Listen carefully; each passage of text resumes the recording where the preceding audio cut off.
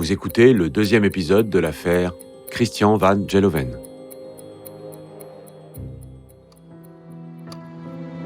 Il est 19h, la nuit est tombée sur Saint-Dizier. Pendant les 4 heures où il a déroulé sa vie, Christian van Geloven a laissé beaucoup de zones d'ombre, notamment sur ce voyage dans la région de Perpignan.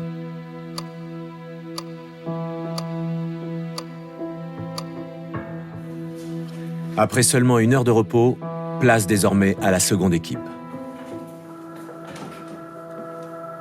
Son rôle ? Apprendre quel est l'emploi du temps de van Geloven l'après-midi du samedi 19 octobre. Ce samedi ensoleillé où Ingrid et Muriel sont allés jouer près d'une cabine téléphonique. Qu'a-t-il fait ? À qui a-t-il parlé ? Était-il à Elne ce jour-là ? C'est tout l'enjeu de cette seconde audition. Ma mission était de le faire venir sur les petites filles et sur Elne.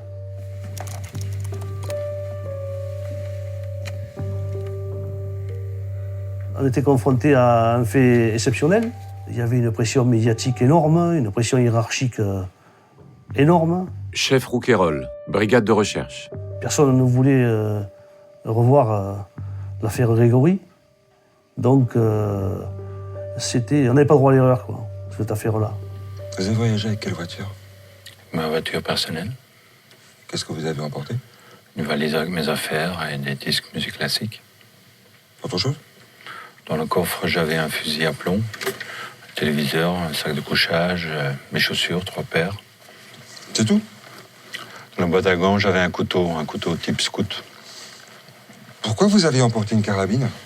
C'est une carabine à plomb, j'avais acheté des munitions, c'était juste pour m'amuser pendant le voyage. J'avais jamais eu l'occasion de le faire à Saint-Dizier. Si on regarde le matériel importé, ça n'a rien à voir avec quelqu'un qui va chercher du boulot. C'est plutôt quelqu'un qui part à la recherche de quelque chose d'autre. Adjudant-chef Gendre, brigade de recherche. Et en l'occurrence, par rapport à ce qui nous intéresse à nous, on peut très bien penser que le couteau, la carabine, ce sont des armes potentielles pour avoir supprimé les petites d'Elne. Et vous pouvez nous donner votre emploi du temps à partir du vendredi avant votre tentative de suicide ?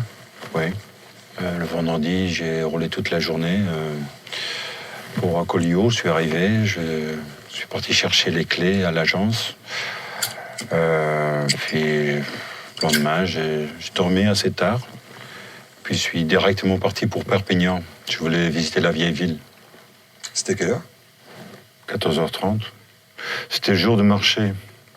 J'ai discuté avec un commerçant. C'est lui qui me disait que je devais acheter le journal local plutôt le lundi. L'Indépendant ? Pourquoi ? Pour les petites annonces d'emploi. Il me disait que ça sortait le lundi. Ah, vous comptiez trouver du boulot dans le coin ? Ah ouais, pourquoi pas. C'est quand même loin de chez vous. C'est pas grave. Donc samedi, je me suis baladé dans la vieille ville. Et après, je suis parti vers 19h. Je suis directement rentré sur Collioure. Par le même chemin ? Ouais, par le même chemin. J'avais un peu faim en rentrant. Alors je me suis acheté une tranche de jambon chez un petit charcutier. Il ressemblait à quoi, ce charcutier ? 42 ans, 1m65, 70, assez corpulent. Une personne qui n'a rien à se reprocher se souvient de très peu de détails, quoi, de ce qu'il a fait. Chef Rouquayrol. Or, lui, il était très précis, très pointu sur ce qu'il avait fait. J'ai vu un tel commerçant, j'ai discuté avec lui tant de minutes, je suis parti à tel endroit, pratiquement, j'ai pris telle route. Voilà, il était très, très, très précis. Et en l'occurrence, il donne un gros alibi. Et vous avez parlé de quoi ? Je sais plus. On a fait la fermeture ensemble. Après, je suis rentré. J'ai mangé un peu, j'ai regardé la télévision. Et je me suis couché, j'ai pris mes médicaments et j'ai bien dormi. On a des équipes sur place que l'on sollicite, on fait des vérifications afin de savoir si oui ou non ce qu'il dit est une réalité ou s'il se trompe ou s'il ment. Me voilà le dimanche. Dimanche, je me suis levé. J'ai fait le ménage. Et j'ai mangé ma tranche de jambon. Entièrement, j'en ai donné une part au chat du quartier. Ah, c'est ridicule. Qu'est-ce qu'on en a à faire de ce qu'il a mangé ? On lui pose pas une question directe. Patience. C'est un manipulateur, ton Gus. Il nous balade. Il y a une équipe qui va vérifier et qui retrouve ce fameux charcutier. Tout ce que raconte Vangeloven est vrai. La seule chose, c'est que le témoin nous explique qu'il s'est probablement trompé en ce qui concerne le jour où il a rencontré ce charcutier. Au fait, concernant le charcutier, on a vérifié, mais il a un doute quant au jour où vous l'avez rencontré. Oui. Lui, il dit que c'est un autre jour. À partir de là, il se dit, tiens, j'ai connu une petite erreur. C'est un élément contradictoire, un des premiers éléments contradictoires qui vient dans sa narration. Et ça, c'est très important. Ce qui m'interpelle surtout, c'est qu'à partir du samedi soir, il n'est plus en contact avec qui que ce soit. On a l'impression qu'il s'est complètement coupé du monde, coupé des autres, coupé de l'extérieur, ce qui me fait penser que c'est à partir de ce moment-là qu'il détient les enfants, qu'il les a éventuellement séquestrés et qu'il les a éventuellement éliminés. Donc, lendemain matin, vous vous réveillez, vous êtes dans quel état? Vous faites quoi? Je fais le ménage, je rends les clés à l'agence et j'achète le journal. Pourquoi vous achetez le journal? Pour les petits annonces, je vous ai dit. Oui. Je me suis vite rendu compte qu'il n'y avait pas petites annonces à mon niveau. Par contre, j'ai vu, c'était assez évident, c'était en première page du journal, la photo des deux fillettes qui avaient fait une fugue.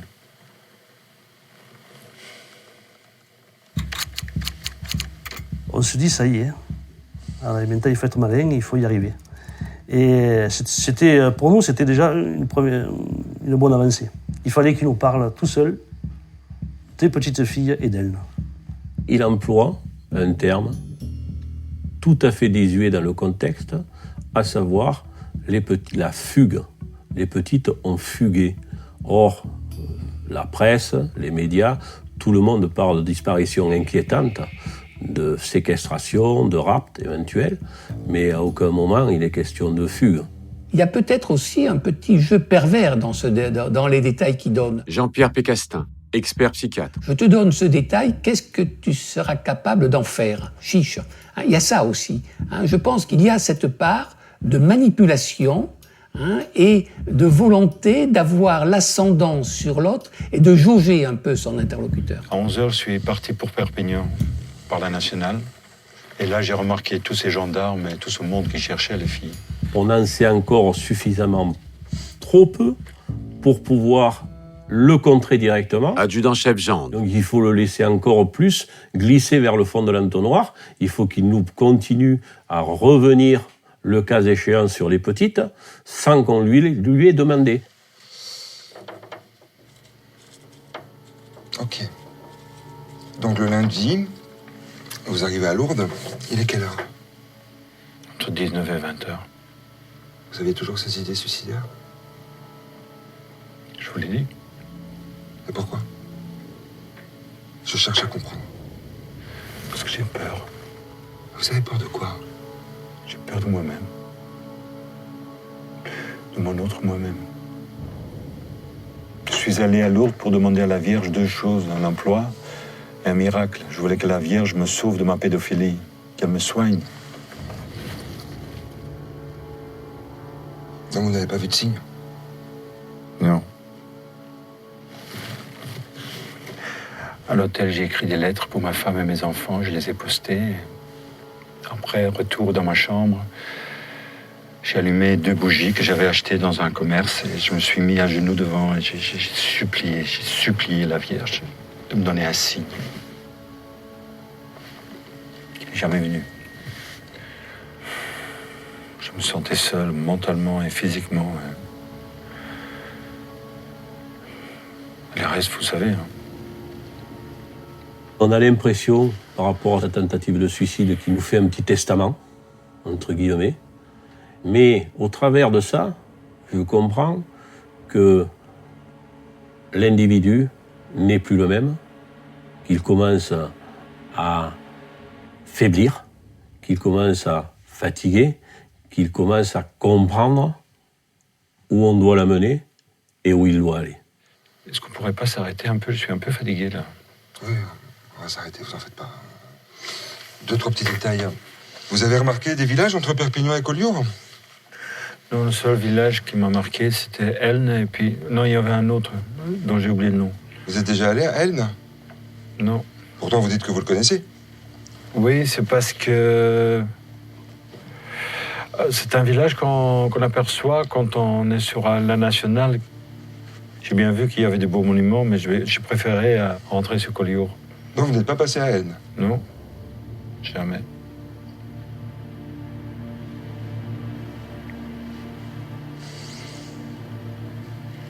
Dis donc, est-ce que vous ne serez pas là pour la disparition des petites filles d'Elne? Et pas pour ma tentative de suicide? Ils comprennent très bien que c'est pour ça, quoi. On le voit. On le voit dans ses yeux, dans son regard, dans sa manière de faire, quoi. Il baisse la tête, on le sent, quoi. Il a quelque chose à nous dire, mais qu'il n'a pas encore repris. Je me dis pas bingo, on a gagné. On est loin encore d'obtenir la vérité. Par contre, c'est un élément qui va maintenant nous permettre de cibler la garde à vue, de changer d'attitude. Revenons à Elne.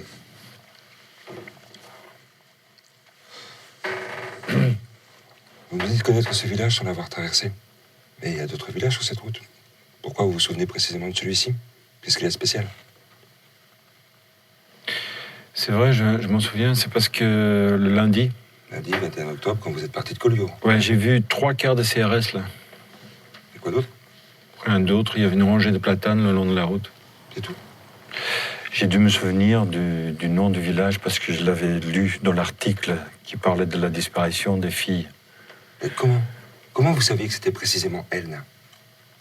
Parce que c'était marqué sur un panneau, Elne. Un panneau face au quart de CRS. Combien de fois vous êtes passé par Elne? J'ai passé 3 fois, mais toujours par la nationale qui contourne le village. Jamais j'ai mis un pied dans le centre d'Elne. Vous n'avez pas cherché à appeler votre femme? Si, mais c'était à Orléans. Jamais j'étais à Elne pour téléphoner ma femme ou acheter quelque chose. Vraiment, est-ce qu'on pourrait pas s'arrêter là? Parce que j'ai l'impression qu'on tourne en rond. Là. Oui. Juste 2-3 petits détails à préciser. Il ne veut pas nous parler d'Elne, il ne nous parle pas d'Elne, du village d'Elne. Et on lui demande précisément de bien nous raconter son circuit, les détails, ce qu'il a pu remarquer. Et à un moment donné, on le pousse à commettre une faute. Et il commet la faute. Revenons à cette journée de samedi, le 19 octobre. Vous nous dites que l'après-midi, vous visitez Perpignan. À quelle heure vous partez? 17h. Donc vous allez de Perpignan vers Collioure. Ouais. Et sur la route entre Perpignan et Collioure, vous avez remarqué quelque chose de particulier? Non. Je peux pas être affirmatif, mais non. Il y a des feux rouges sur cette route? Je sais plus. Il n'y avait pas beaucoup de circulation. Hein. Mais quelque chose d'inhabituel, je sais pas moi.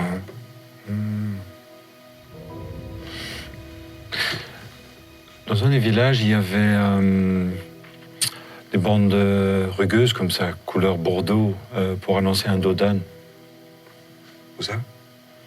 Un village qui mène à Collioure. Et pourquoi vous avez remarqué ces bandes? Parce que c'est rare. C'est nouveau. Ça fait un drôle de bruit quand on passe dessus. Ben, elle se dit, c'est un élément qui va permettre de le confondre, quoi. On a bien noté la spécificité de ces ralentisseurs qui sont de couleur ocre, qui font un bruit spécifique quand un véhicule automobile passe dessus.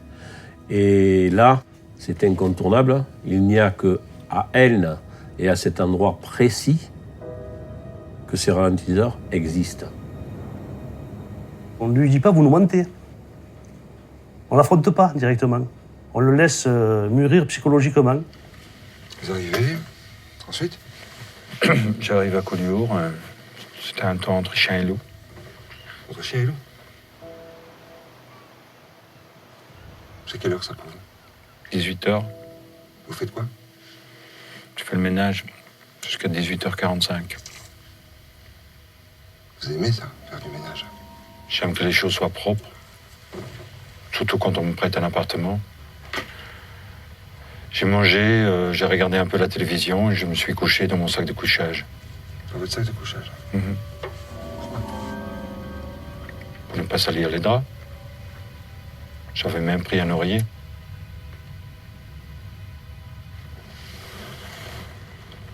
Ok alors. On va s'arrêter là. Il est 1h du matin. Cela fait maintenant 9 heures que Christian Van Gelhoven répond aux questions des enquêteurs. Pendant une courte interruption, où il est mis au repos en cellule, les gendarmes vérifient leur intuition. Pas de doute. Les seuls ralentisseurs de couleur ocre se trouvent à Elne. Garde à vue est un podcast coproduit par Initial Studio et WhatsApp Film à partir de la série documentaire 48 heures, produite par WhatsApp Film et France Télévisions et réalisée par Mathieu Belghiti et Frédéric Lantieri. Production exécutive du podcast, Initial Studio. Production éditoriale, Sarah Koskiewicz et Mandy Lebourg. Montage, Camille Legras.